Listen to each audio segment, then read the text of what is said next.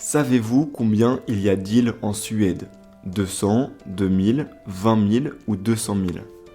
Eh bien, la réponse est 200 000, et même un peu plus.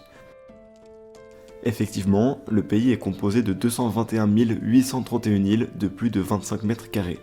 Les trois majeures sont le Gotland, dans le comté de Gotland, Åland, dans le comté de Kamlar, et Södertörn, dans le comté de Stockholm.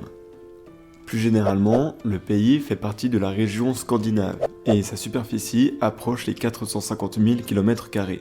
C'est le 5e pays le plus grand d'Europe et le 54e le plus grand du monde.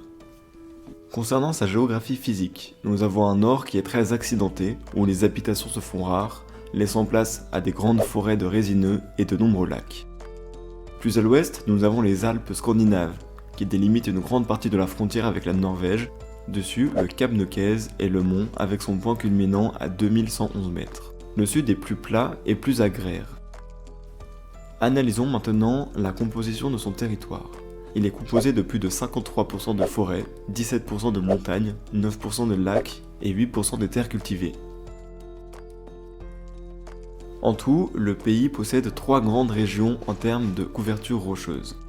Premièrement, le bouclier baltique, avec principalement des roches magmatiques. Ensuite, il y a les Calédonides, approximativement les Alpes scandinaves. Au-dessus, le grès, le calcaire et le schiste sont fréquents. Enfin, il y a des terrains sédimentaires en dehors des Calédonides, avec là encore beaucoup de grès.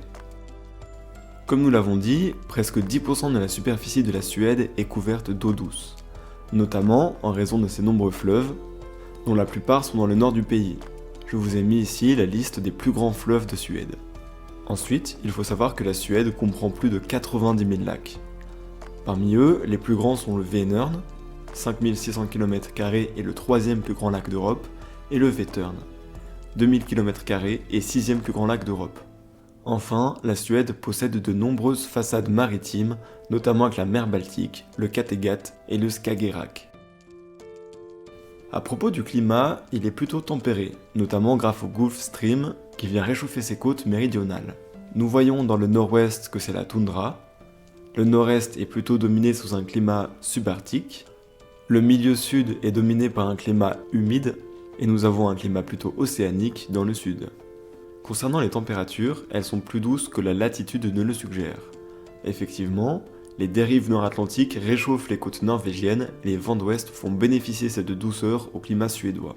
Parlons des précipitations. Durant la saison sèche, le printemps, elles sont plutôt faibles. Le maximum de précipitations arrive entre l'été et le début de l'hiver sur les côtes. Elles sont très fortes sur le versant au vent et on connaît de longues journées pluvieuses caractéristiques des mois d'octobre à décembre. Terminons par la géographie humaine. Les villes principales sont sur les côtes et dans le sud. Nous avons par exemple Stockholm, la capitale qui regroupe au total plus d'1 million d'habitants, Göteborg, Malmö, Uppsala, Linköping et j'en passe. Le total du pays étant estimé à environ 10 millions d'habitants. Parlons maintenant du découpage administratif. Le pays est découpé en 21 comtés, créés au XVIIe siècle. Mais il y a aussi un ancien découpage en 25 provinces et 3 grandes régions historiques, qui n'ont plus vraiment de fonction administrative, mais restent culturellement plus importantes que les comtés pour les dialectes, les traditions et les identités. Du nord au sud, nous avons le Norrland, le Svealand et le Götaland. Voilà, c'est tout pour ce nouvel épisode du Retour aux sources. Merci de liker la vidéo si elle vous a plu et de vous abonner pour ne rien manquer.